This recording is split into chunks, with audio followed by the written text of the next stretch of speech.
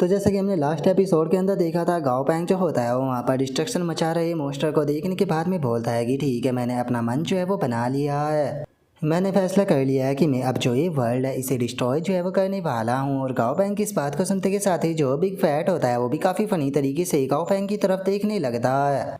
जिसके बाद में अब जो बिग फैट होता है वो बहुत ही ज़्यादा हैरान होकर चिल्लाते हुए जो गाओ पैंग होता है उसे बोलता है कि गाओ पैंग, तुम जा इतनी डीपली होकर सोच रहे थे, मुझे लगा पता नहीं तुम क्या सोचोगे, लेकिन तुमने ये फैसला लिया है। सच में तुम्हारा डेमोनिक नेचर जो है वो तो उससे भी ज़्यादा खतरनाक है जितना मैंने इमेजिन किया था। जो सुनते के साथ ही गाओ पैंग जो होता है वो उसे बोलता है कि क्या तुम्हें नहीं लगता कि वो हार्ट जो है वो बहुत ज़्यादा स्ट्रॉन्ग है, बिना हम लोगों को पता चले और कि ना किसी वार्निंग के उसने हमें नॉकआउट कर दिया था। तो इसीलिए मुझे नहीं लगता कि अगर हमें उसके लेवल पर पहुंचना है तो यहाँ पर सिंपल किलिंग कर कर हम उसके लेवल तक पहुंच सकते हैं। और मैं अपने वर्ल्ड को डिस्ट्रॉय करने की बात जो है वो नहीं कर रहा हूँ, हम लोग जो है उस वर्ल्ड को भी डिस्ट्रॉय कर सकते हैं जो कि पहले से ही डिस्ट्रॉय जो है वो हो चुका है। और मुझे लगता है कि अगर हम ऐसे किसी वर्ल्ड को डिस्ट्रॉय करते हैं तो हमें यहाँ पर काफ़ी ज़्यादा बेनिफिट तो मिलेगा ही।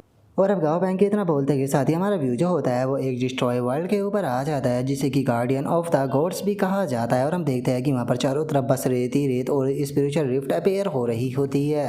और अब जो गाओ पैंग होता है वो उस जगह पर आने के बाद में बोलता है कि मैं पिछली बार भी इस जगह पर आया था, लेकिन जब मैं इस जगह पर आया था तो यहाँ पर माउंटेन, रिवर और मॉन्स्टर मौजूद थे, लेकिन अब जरा देखो तो यहाँ पर बस रेत और स्टोन ही रह गए हैं।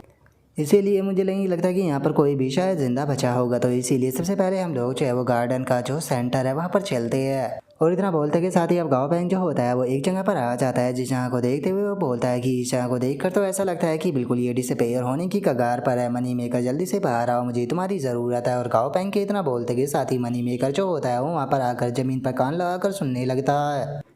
और गाओ पैंग जो होता है वो मनी मेकर से बोलता है कि मनी मेकर, क्या तुम्हें कुछ मिला? जो सुनने के बाद में मनी मेकर जो होता है वो गाओ पैंग को बताता है कि गाओ पैंग वे सभी जा चुके हैं। और अगर मैं सही हूँ तो यहाँ पर एक काफ़ी बड़ा ख़जाना जो है वो होना चाहिए था, लेकिन मुझे ऐसा लगता है कि कोई पहले ही आकर जो वो ख़जाना है उसे प्राप्त कर चुका है।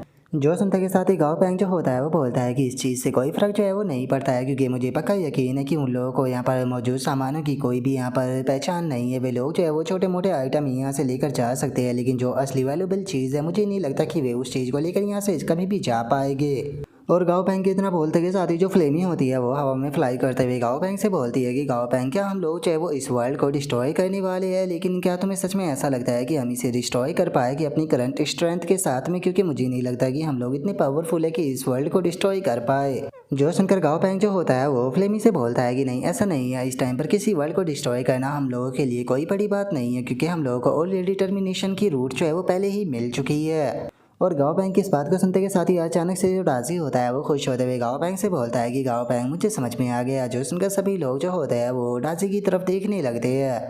और तभी जो डाजी होता है वो बहुत ही फनी तरीके से सभी लोगों को बताता है कि गाओ पैंग के कहने का मतलब ये है कि हमें यहाँ पर अपना जो हार्ट है उसका इस्तेमाल करना होगा और जो ट्रू इमोशंस है उन्हें फेस करना होगा। गाओ पैंग में सही कह रहा हूँ ना? और उसकी इस बात को सुनते के साथ ही सभी लोग जो होते हैं वो अपने चेहरे को गुस्से में दूसरी तरफ कर लेते हैं, क्योंकि उन्हें डाजी की बात पसंद नहीं आई होती। तभी गाओ पैंग जो होता है वो डाजी से बोलता है कि नहीं, मेरे कहने का ये मतलब नहीं था, तुम लोग जो है वो एक बार यहाँ पर जो तुम्हारी चेस्ट है उसके ऊपर देखो। और इतना बोलकर गाओ पैंग अपनी चेस्ट को दिखाता है और हम देखते हैं कि गाओ पैंग की चेस्ट के ऊपर एक निशान जो होता है वो बना होता है।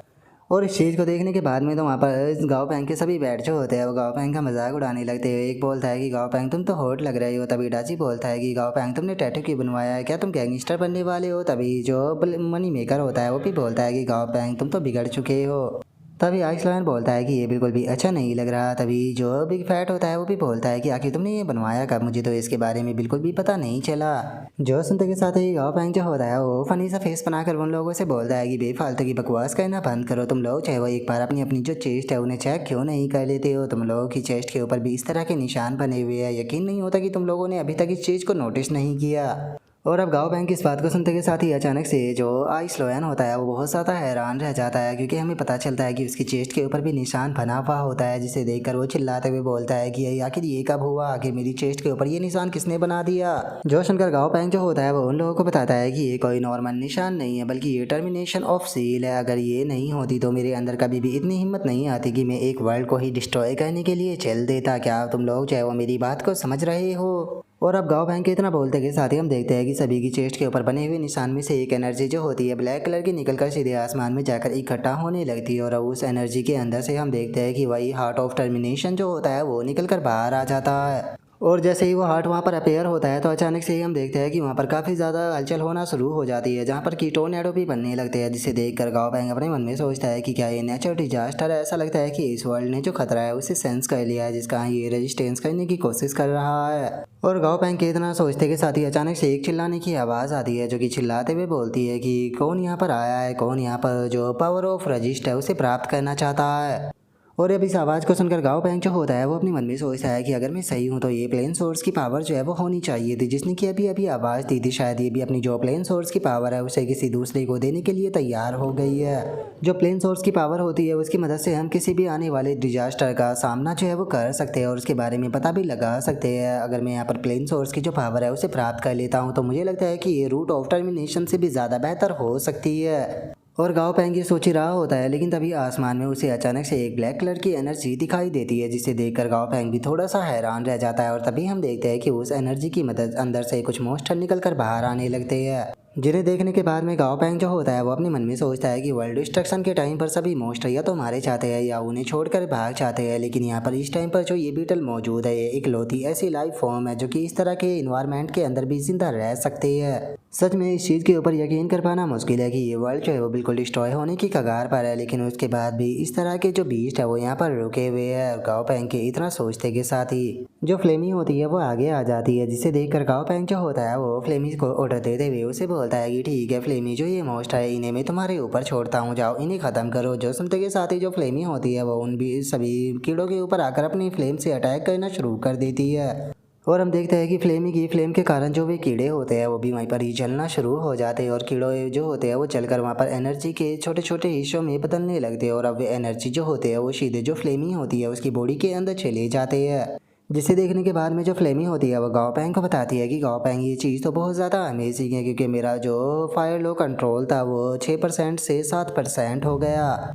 जो सुनकर अब गाओ पैंग जो होता है वो भी उस छोटी सी एनर्जी को देखने लगता है जो कि फ्लेमी की बॉडी के अंदर गई थी, और हमें पता चलता है कि वो फ्लेम सोर्स का फ्रैगमेंट होता है, जिसे देखकर गाओ पैंग अपने मन में सोचता है कि अच्छा तो ये फ्लेम सोर्स है जिसकी पावर की मदद से जो रूट ऑफ टर्मिनेशन है उसे रजिस्ट किया जा सकता है। और अब इतना बोलकर गाओ पैंग जो होता है वो फ्लेमी से बोलता है कि फ्लेमी ये चीज़ जो है वो काफ़ी ज़्यादा अच्छी है, इसे प्लेन प्लेन सोर्स रूल जो है वो कहा जाता है, जो कि यहाँ पर तुम्हारी जो स्पीड है उसे इम्प्रूव नहीं करेगा, बल्कि ये यहाँ पर जो तुम्हारा रूल है उसे समझने में भी तुम्हारी मदद करेगा। तुम्हें इसे यहाँ पर लाने की कोई ज़रूरत नहीं है, तुम इसे डायरेक्टली एब्सॉर्ब कर सकती हो।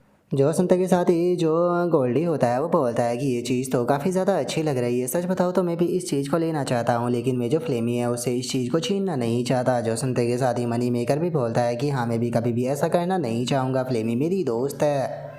और अब इतना बोलते के साथ ही वे दोनों जो होते हैं वो उदास होकर वहीं ज़मीन पर बैठ जाते हैं, लेकिन तभी हम देखते हैं कि आसमान के अंदर एक रंग बिरंगी एनर्जी जो होती है वो दिखाई देती है, जिसे देखने के बाद में जो गाओ पैंग होता है वो भी बोलता है कि आखिर अब ये क्या है। और गाओ पैंग के इतना बोलते के साथ ही हम देखते हैं कि वो एनर्जी जो होती है वो सीधे जो टर्मिनेशन हार्ट होता है उसके अंदर चली जाती है, जो देखने के बाद में गाओ पैंग जो होता है वो बोलता है कि क्या ये भी जो प्लेन सोर्स है उसे एब्सॉर्ब कर रहा है। और इतना बोलकर गाओ पैंग सीधे डाजी को ऑर्डर देता है कि डाजी जाओ जाकर सीधे उसे एब्सॉर्ब करो। जो सुनते के साथ ही जो डाजी होता है वो भी सीधे उस हार्ट के सामने आकर जो वो एनर्जी होती है उसे एब्सॉर्ब करने लगता है। जो देखकर गाओ पैंग जो होता है वो बोलता है कि जो डाजी है वो यहाँ पर उस हार्ट की जो एनर्जी है उसे छीन रहा है, लेकिन उसके बाद भी जो वो हार्ट है वो यहाँ पर किसी भी प्रकार का रिस्पॉन्स जो है वो नहीं दे रहा। जो सुनते के साथ ही बिग फैट जो होता है वो भी गाओ पैंग के पास में आ जाता है, और गाओ पैंग के पास में आते हुए उसे बोलता है कि गाओ पैंग मुझे ऐसा लगता है कि जो ये सोर्स है ये इसका असली गोल नहीं है। जो सुनते के साथ ही गाओ पैंग जो होता है वो उस बिग फैट से बोलता है कि दो तुम्हें क्या लगता है कि इसका मैन पर्पज़ क्या हो सकता है। जो सुनने के बाद में बिग फैट जो होता है वो गाओ पैंग से बोलता है कि मुझे लगता है कि जो इसका ओरिजिन है वो इंडिविजुअल है। जैसे कि अगर हम फ्लेमी की बात करें तो फ्लेमी खाना खाने के बाद में लैट्रिन करने के लिए चली जाती है, इसीलिए मुझे ऐसा लगता है कि इस मॉन्स्टर का जो ओरिजिनल मकसद है वो बस वर्ल्ड को डिस्ट्रॉय करना है। और अगर बात की जाए ओरिजिन सोर्स की एनर्जी को एब्सॉर्ब करने की तो बस ये तो उसे ऐसे ही मन बहलाने के लिए कर लेता होगा। जो सुनते के साथ ही जो सिली होती है वो भी आगे आ जाती है, और आगे आते हुए बोलती है कि ठीक है मुझे सारी बातें जो है वो समझ में आ गई, ये फ्लेमी की शीट है और जो डाजी है वो यहाँ पर फ्लेमी की जो शीट है उसे खा रहा है। और अब शिली की इस बात को सुनने के बाद में गाओ पैंग और जो बिग फैट होता है वो दोनों ही काफ़ी फ़नी तरीके से शिली की तरफ देखने लगते हैं।